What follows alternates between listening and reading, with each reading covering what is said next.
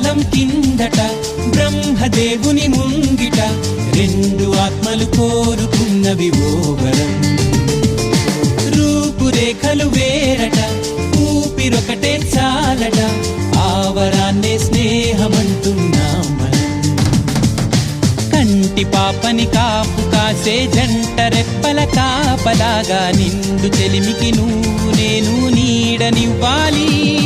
స్నేహమంటే రూపులేని ఊహ కాదని లోకమంతా నిన్ను నన్ను చూడగానే నమ్మి తీరాలి. కొంతకాలం కిందట బ్రహ్మదేవుని ముంగిట రెండు ఆత్మలు కోరుకున్నవి ఓ వరం.